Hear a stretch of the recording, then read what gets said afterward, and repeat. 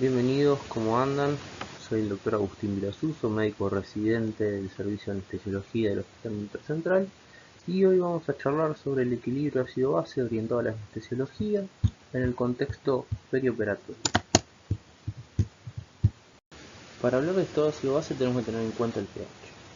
El pH nos permite expresar la concentración de iones y hidrógenos de manera simplificada, y lo podemos hacer obteniendo el logaritmo de la inversa o el menos logaritmo de la concentración de iones y hidrógenos.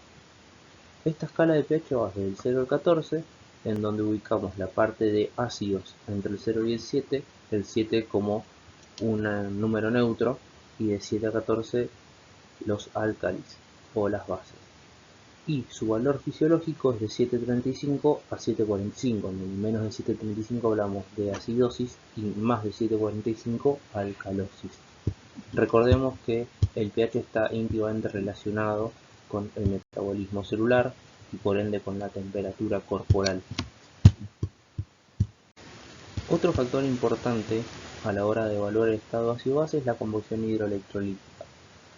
Recordemos que esta composición está estrechamente controlada para mantener la homeostasis del cuerpo.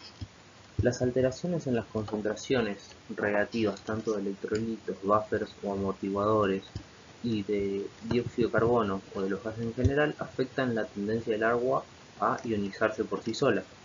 ¿En qué se ionizan sus componentes? Hidrogeniones o protones e hidroxilos. Recordemos que de los fluidos corporales, la distribución intracelular ocupa alrededor de un 60% y la extracelular ocupa un 30% aproximadamente, dentro de las cuales ese 30%, el 80% está en el líquido extracelular intersticial y el 20% en el plasma. Ahora bien, dentro de la escala de pH tenemos ácidos y bases. Una solución ácida es aquella que contiene mayor concentración de protones que de hidroxilos, y una solución alcalina es aquella que contiene mayor concentración de hidroxilos que de protones. Y en una solución acuosa, un ácido es cualquier sustancia que libera un ion hidrógeno al medio o a la solución. Y la base, la inversa, cuando una sustancia libera un ion hidroxilo a la solución. También tenemos iones fuertes, sean aniones o cationes, por ejemplo el sodio, el potasio y el cloruro, que hacen referencia a iones que están completamente disociados. También tenemos ácidos fuertes, que están también completamente disociados a pH fisiológico, como el ácido láctico, y ácidos débiles que se encuentran disociados de forma parcial a pH fisiológico, como el ácido carbónico. Recordemos que para hablar de ácidos débiles o ácidos fuertes dependen del medio al que se encuentren disociados, y para eso va a depender del pKa de cada ácido puntual. El pKa es el pH al cual un ácido está disociado al 50%. Bien, ¿qué determina la acidez o alcalinidad de una solución? Para ello vamos a hablar de tres propiedades importantes que tienen las reacciones ácido-base. Uno es la electroneutralidad, que nos habla de que dentro de un compartimento tiene que haber la misma cantidad de cargas positivas y cargas negativas, o suma de cargas positivas y suma de cargas negativas. Otra es equilibrio de la disociación, que nos habla de que todas las sustancias disociadas de forma incompleta, como se deriva de la ley de acción de masas, deben satisfacer en todo momento la concentración total de una sustancia disociada de forma incompleta. Es decir, la suma de las concentraciones de sus formas disociadas y no disociadas tiene que estar en balance. Un ejemplo típico es el traspaso de una fracción no ionizada de un lado a otro de una membrana biológica por diferencias de pH. Por ejemplo, cuando hay absorción de ácido acetilsalicílico en la mucosa gástrica, en donde tenemos un pH ácido dentro de la luz gástrica y al cual se encuentra un porcentaje de ácido acetilsalicílico disociado, capaz de atravesar la membrana para mantener un equilibrio de un lado al otro en cuanto a fracción no ionizada. Y la tercera propiedad que viene de la mano de la segunda es la conservación de la masa, que nos habla de que la cantidad de una sustancia en un compartimento dado permanece constante a menos que se agregue, se elimine se cree o se destruye.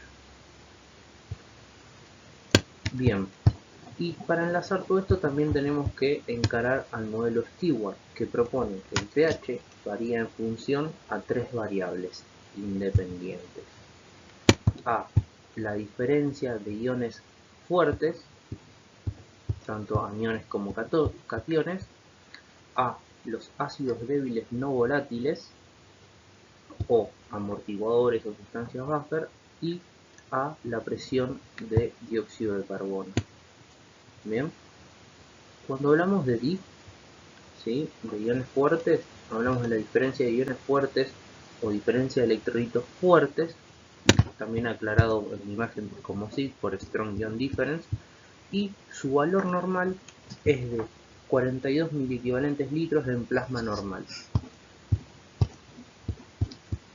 También tenemos que hay dentro de este balance de iones iones no medibles, ¿sí?, que los conocemos como anion gap, importante para determinar distintos tipos de alteraciones de estado ácido-base. Y también tenemos que conocer a los buffers orgánicos, ¿sí?, que son los que se encargan ante alteraciones de este estado ácido-base de que retome la cinética enzimática y el metabolismo celular a la normalidad debido a la capacidad que tienen de normalizar el pH. Una de estas tres variables importante va a ser el dióxido de carbono, que recordemos que es producto del metabolismo celular basal del cuerpo, como consecuencia de una respiración celular aeróbica. Esta concentración de dióxido de carbono está determinada por el coeficiente de solubilidad, ¿sí?, que va a estar determinado por la ley de Henry, como vimos en la clase de fisiología respiratoria, y va a depender de la temperatura corporal y de la presión de dióxido de carbono. ¿Por qué va a depender de esto?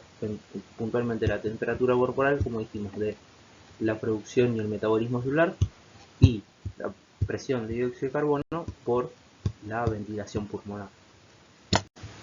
Continuando, podemos hablar de la ecuación de Henderson-Hasselbalch. Esta ecuación nos va a permitir darnos una idea del tipo de desorden ácido-básico en el que nos encontremos, sea respiratorio por una alteración en el dióxido de carbono, o sea metabólico por una alteración en la concentración de bicarbonato, como lo refleja la ecuación. pH es igual a pKa más logaritmo de la concentración de ácidos sobre bases. ¿De qué va a depender esta concentración de ácidos? De la interacción de la presión de dióxido de carbono, de la concentración plasmática de bicarbonato, de la disociación constante del ácido carbónico y de la solubilidad del dióxido de carbono. Estas cuatro variables nos van a hablar del sistema buffer más importante que tiene el cuerpo, ¿sí?, como está representado abajo. Cuando se hidrata el dióxido de carbono tenemos ácido carbónico, que tiene la capacidad de transformarse en bicarbonato y protón, y así actúa constantemente el sistema buffer del bicarbonato, ácido carbónico y dióxido de carbono. Bien, ahora nos vamos a centrar de lleno en las alteraciones del estado ácido-base. Bien, como dijimos, acá tenemos nuevamente la ecuación de Henderson-Hasselbalch, que nos permite diferenciar de un componente básico y un componente ácido, lo cual nos va a hablar de metabólico y respiratorio. Dentro de las alteraciones del estado ácido-base también tenemos sistemas importantes de compensación. Uno, como vimos recién, es el sistema químico de amortiguadores o buffers. El más importante es el del bicarbonato, ¿sí?, que refleja la ecuación de Henderson-Hasselbalch, pero también hay otros, como por ejemplo el de la hemoglobina, que proporciona, a diferencia del de bicarbonato, que es un 50%, este proporciona alrededor del 30% de amortiguación, y el 20% está dado por lo que es albúmina y fosfatos orgánicos. También tenemos el sistema respiratorio, ¿sí? Recordemos que este sistema va a estar guiado por lo que es el centro respiratorio del bulbo. Se inicia a los pocos minutos y el 50% de la compensación por acidosis metabólica se obtiene antes de las 2 horas y el 75% dentro de las siguientes 24 horas. El 30% de la compensación por alcalosis metabólica se da dentro de las 12-24 horas y el 60% dentro de las 48 horas posteriores, siempre y cuando hablemos de un parénquima pulmonar sano. Y por otro lado, tenemos también la compensación del sistema renal, que la respuesta la tenemos un poco más lenta que el sistema respiratorio, puede ser de horas a días. Esta compensación está determinada también por el buen funcionamiento de la nefrona, del cual se va a encargar de sintetizar de nuevo o excretar bicarbonato de acuerdo a la alteración de la cual nos esperamos. Como mencionamos al principio, cualquier cambio en el pH va a generar cambios celulares que también van a estar de la mano de alteraciones en los iones, sobre todo el calcio, y en la temperatura, y estos cambios celulares van a determinar daño directo del disturbio a nivel multiorgánico. ¿Por qué? Porque se altera la cinética enzimática de Michael-Menten, que tenemos que funcionan a un pH fisiológico a determinada temperatura, y esto va a generar edema cerebral, convulsiones, disminución de la contractilidad miocárdica, arritmias, vasoconstricción pulmonar, vasodilatación sistémica. También va a generar una respuesta compensatoria ante el disturbio generado, que puede ser adecuada, incompleta o débil o exagerada. Por ejemplo, agotamiento respiratorio, insuficiencia respiratoria secundaria a una hiperventilación, por ejemplo, y también va a generar alteración de las funciones de las células inmunes, generando o promoviendo un estado proinflamatorio.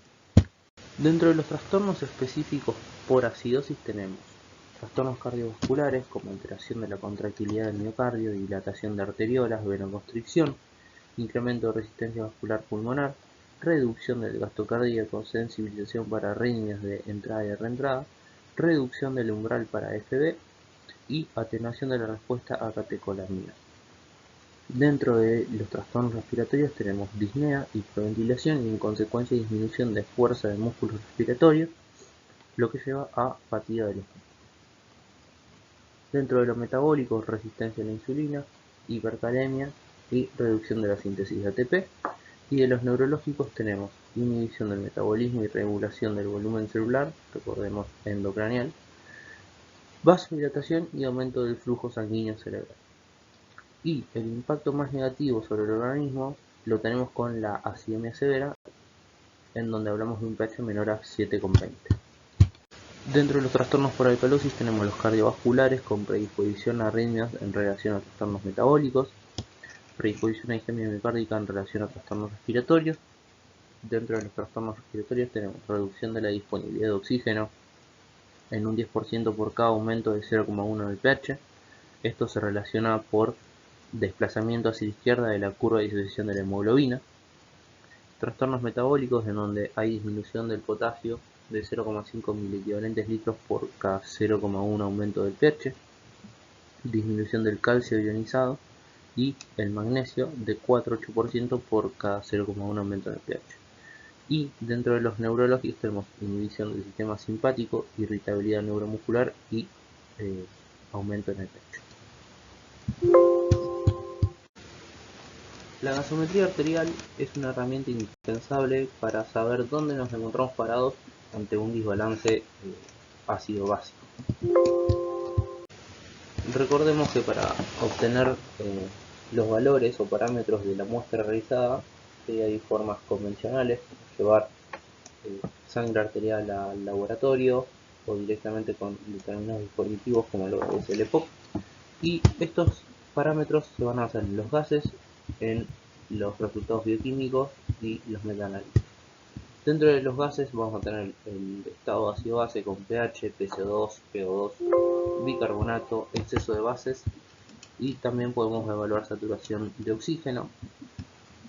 Dentro de lo que es el bioquímico tenemos variables lípidos del ionograma, ¿sí? Sodio, potasio, el calcio nos va a importar mucho, también lo que es el cálculo de anion gap, y también hay otros valores muy importantes como lo es el valor de ácido láctico y de glucemia, para poder entender el porqué o la base de este desbalance. Estas son las causas más frecuentes de alteración del estado ácido-base, donde tenemos dentro de las acidosis respiratorias, lo más frecuente es hipoventilación, sea por bloqueo neuromuscular con reversión incompleta, sea por narcosis, por alteración en la expansión, puede ser por ejemplo un neumotórax, un derrame pleural, por obstrucción en la vía aérea, asma, ¿sí? o broncoaspiración. Dentro de lo que es alcalosis respiratoria tenemos estados de hiperventilación, por ejemplo asociado a ansiedad o a dolor perioperatorio. Lo que es acidosis metabólica con anión GAP aumentado, por ejemplo asociado a hipoperfusión con acidosis láctica. Tenemos también asociado a la diabetes con cetoacidosis diabética y asociado también a insuficiencia renal. También tenemos acidosis metabólica con anión GAP normal o hiperclorémica, por ejemplo por acidosis tubular renal, por reconstrucciones vesicales, y también tenemos por exceso de agua libre en contexto de hiponatremia o acidosis dilucional, en donde se administran líquidos hipotónicos, donde hay diarreas excesivas, donde hay sustancias hiperosmolares, por ejemplo manitol. Y también tenemos dentro de lo que es alcalosis metabólica, hiperventilación en pacientes con antecedentes de retención de CO2, por ejemplo en EPOC, ganancias de sodio, por ejemplo en pacientes con transfusiones masivas de sangre, en donde las mismas contienen citrato que luego pueden formar bicarbonato de sodio, pérdida excesiva de cloruro, alguna aspiración nasogástrica excesiva también, o también se puede dar por usos de diuréticos, sobre todo de furosemido. Acá tenemos dos cuadros en donde nos muestran los distintos desórdenes con cada alteración. Por ejemplo, acidosis respiratoria, tenemos alterado la PCO2 con mayor de 45 mililitros de mercurio. En la acidosis metabólica, una disminución del bicarbonato menor a 20 mililitros en decilitro. En la alcalosis respiratoria tenemos disminución de la PCO2 menor a 35 mililitros de mercurio. Y en la metabólica, en la alcalosis metabólica, tenemos un aumento del bicarbonato mayor a 24 mililitros. Y abajo tenemos un cuadro que nos habla de los distintos trastornos con su compensación, ¿sí?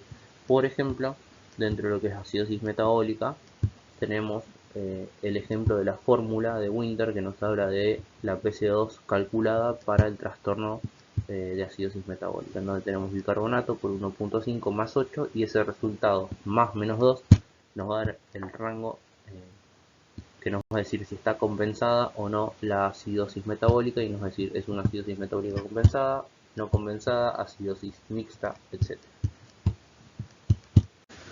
Bueno, la forma de encarar estas situaciones mediante un análisis práctico que puede darse en la cabecera del paciente. Vamos a tener valoración clínica del paciente y correlación con el estudio de gasometría arterial, enfoque Henderson-Hasselbalch clásico para determinar el tipo de trastorno primario, si hay aumento o disminución del bicarbonato o de la PCO2 en relación al valor de pH que tenemos, determinar el mecanismo compensador y la eficacia del mismo, ¿sí?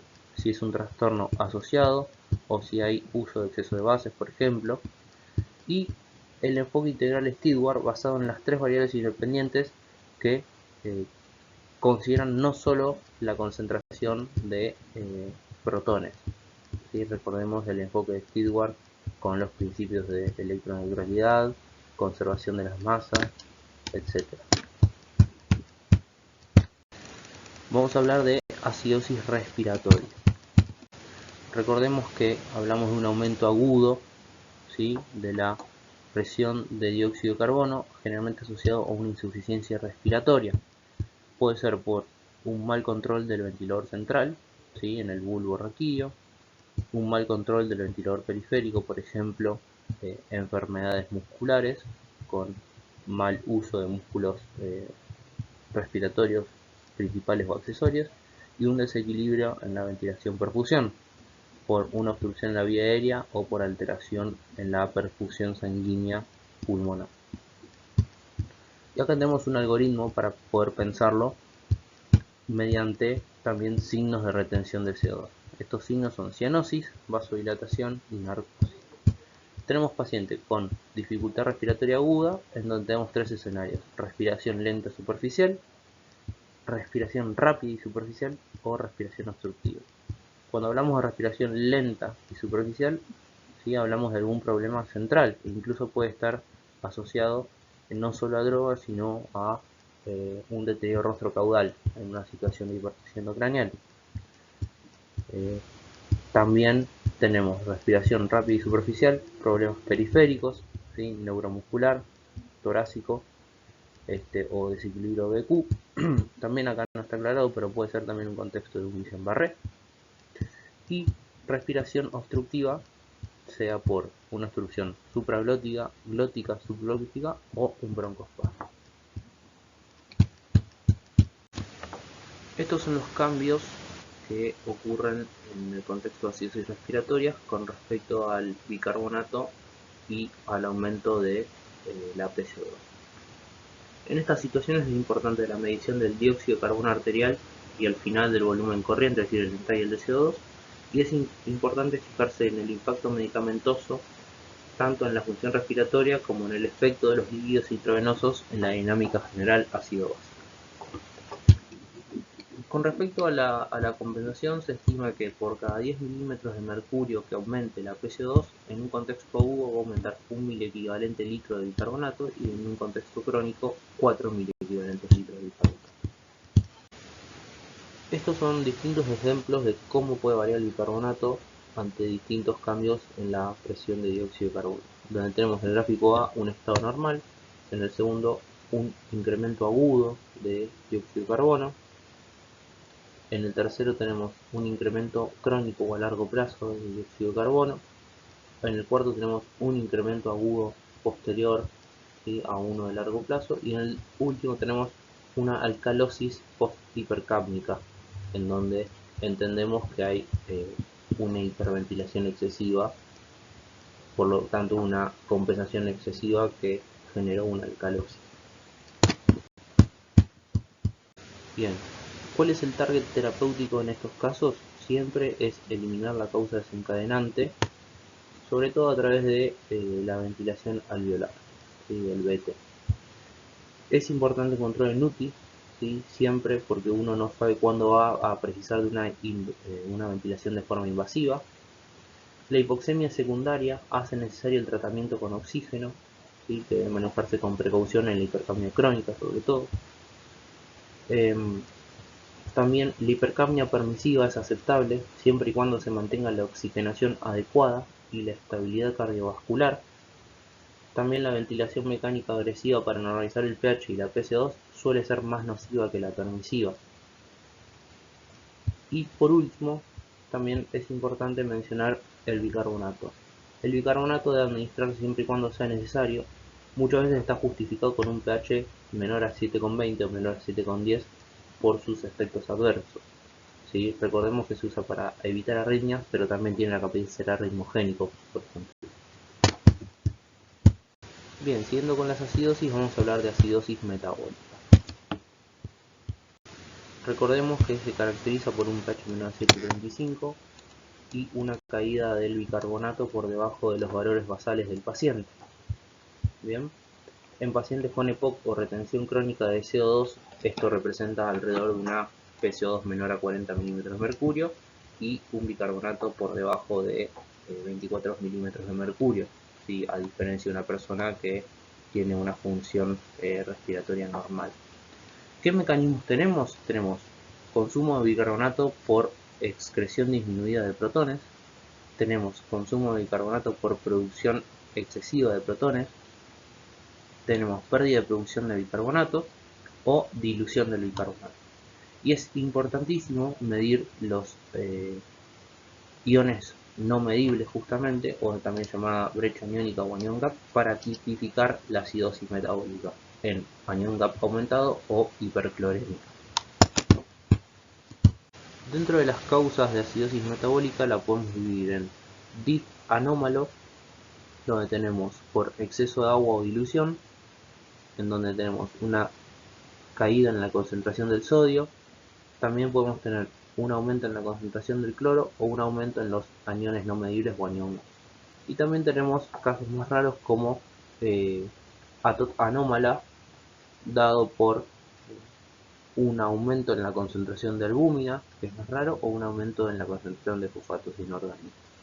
Dentro de las causas más frecuentes de anión GAP elevado vamos a tener acidosis láctica de la cabeza, cetoacidosis, insuficiencia renal, causas toxicológicas, por ejemplo intoxicación por ácido salicílico, rhabdomiólisis masiva, y dentro de lo que es anión GAP normal vamos a tener pérdidas intestinales por diarrea, pérdidas renales por bicarbonato, disfunción renal, ingesta excesiva por exceso de fluidoterapia, y hay algunos casos de cetoacidosis que se dan durante el tratamiento con insulina por su capacidad de ser una solución polarizante.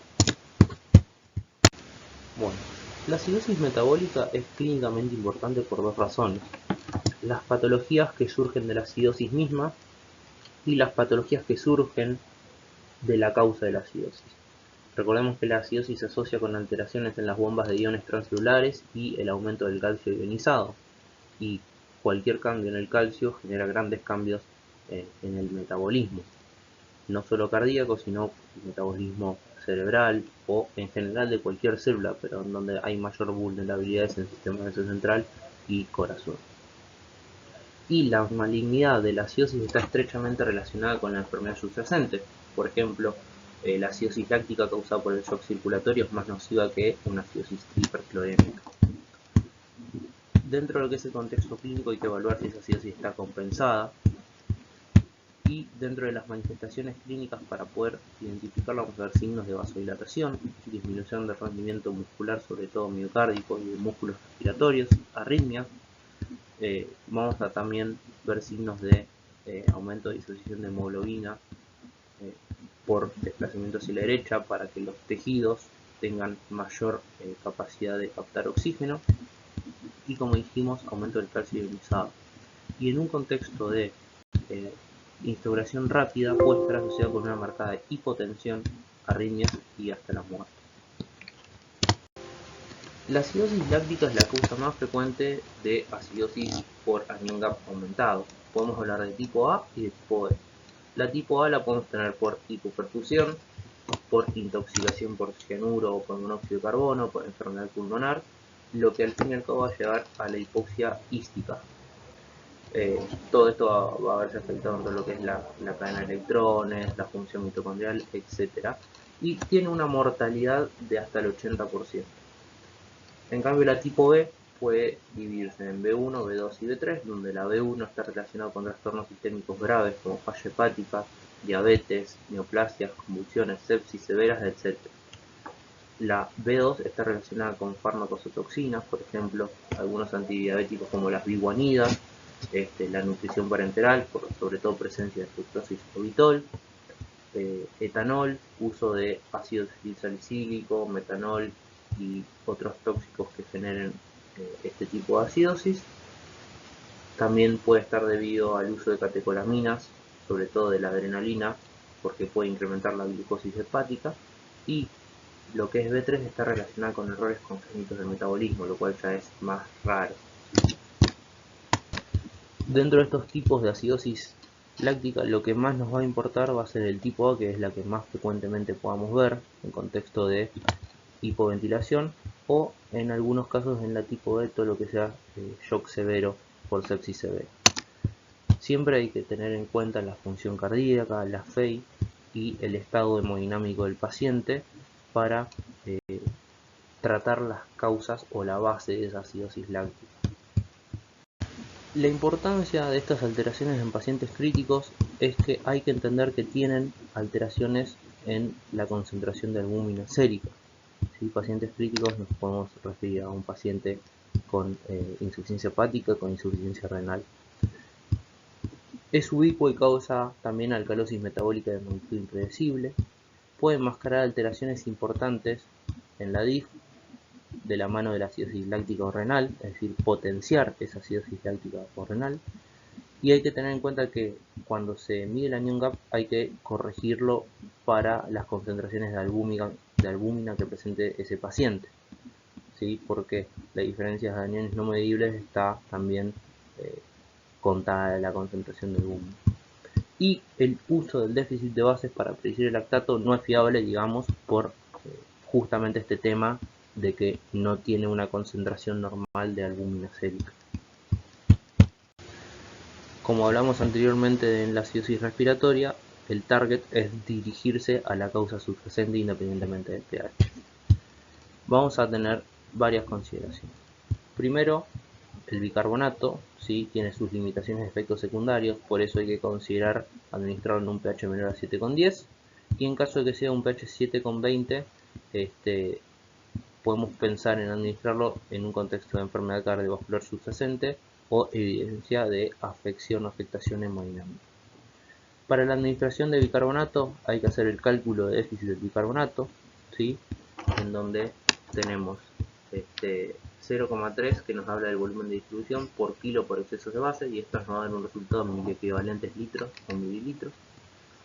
Puede administrarse en una concentración de 1 molar, ¿sí? De esta concentración de 1 molar lo que nos dé se va a administrar la mitad o un tercio del déficit calculado. ¿Sí? Se calcula una infusión de ritmo lento de 0,1 miliequivalentes kilo por minuto. También hay otras soluciones que obviamente va a variar porque vienen en concentración de 1/6 molar y se recomienda que sea administrada por una vía venosa periférica de grueso calibre para evitar irritación endotelial. Y obviamente ante cada administración se debe realizar una gasometría control. Bueno, pasamos a los trastornos por alcalosis y vamos a comenzar por alcalosis respiratoria. Recordemos que se da por una disminución aguda en la PCO2 menor a 40 milímetros de mercurio, en general como resultado de la hiperventilación, lo que lleva a un pH mayor a 7,45 y una disminución en la concentración de bicarbonato a razón de 2 miliequivalentes litros por cada 10 milímetros de mercurio de PCO2. Con respecto a las manifestaciones clínicas, vamos a tener manifestaciones por vasoconstricción sistémica y cerebral, con signos de aturdimiento, trastornos visuales, mareos, convulsiones, hipoerupción y isquemia cerebral. Y por hipocalcemia aguda, que esta hipocalcemia se da porque en esta situación hay mayor disponibilidad de cargas negativas que tiene la albúmina, por ende esas cargas positivas del calcio van a tender a unirse a esta albúmina y esto va a generar parestesias y tetania. Las causas de hiperventilación perioperatoria pueden darse en el contexto preoperatorio, por ejemplo la ansiedad o el nerviosismo que pueda tener un paciente a la hora de ingresar al quirófano. Puede darse intraquirúrgico, por ejemplo el mal seteo de un ventilador. Y también postoperatorio, por ejemplo, por importante dolor. También el mal seteo del ventilador puede darse en contexto de terapia, por los fármacos utilizados, por ejemplo, generar una retención aguda de orina, ¿sí? Una plenitud vesical, etc. Como mencionamos antes, el target terapéutico va a ser corregir la causa subyacente, ¿sí? Dentro de lo cual tenemos el tratamiento de la causa, que podemos colaborar con oxigenoterapia, ajustes en la ventilación mecánica o sedación y analgesia en caso de estar hablando de una situación de nerviosismo, ansiedad o de dolor. También hay que tener en cuenta que el tratamiento no se indica a menos que el nivel de pH sea mayor a 7,5 y hay que tener cuidado con pacientes crónicos en donde si se corrige de forma abrupta la presión de dióxido de carbono puede aparecer una acidosis metabólica debido a la caída de la compensación renal. Por último, vamos a hablar de la alcalosis metabólica. Recordemos que se da en un contexto de aumento de la concentración de bicarbonato seguida por la supresión de la ventilación con un aumento de la PCO2. De forma iatrogénica podemos considerarla como una administración de bicarbonato. Puede también darse en un contexto de hiperventilación en un paciente con insuficiencia renal crónica, generando una alcalosis compensatoria. en transfusiones masivas por contenido de citrato, ¿sí? Que este último puede convertirse en carbonato, también por pérdida de protones y contracción de volumen. Dentro de las causas gastrointestinales tenemos vómitos, aspiración excesiva por sonda nasogástrica, tratamientos con antiácidos. También tenemos causas renales como uso de diuréticos de asa como furosemida, en donde tenemos una hipocalemia y para mantener la electroneutralidad hay desplazamiento de lo que es el protón al intracelular.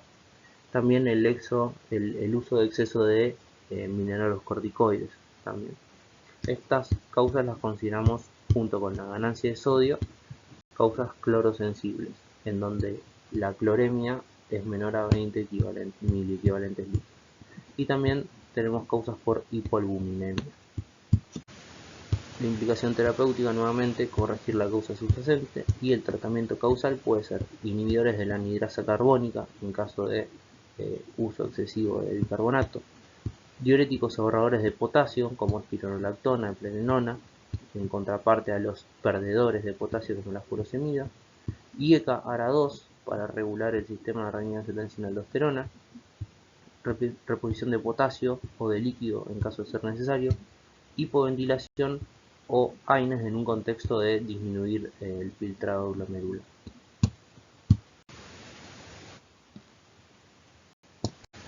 Bueno, muchas gracias por su tiempo.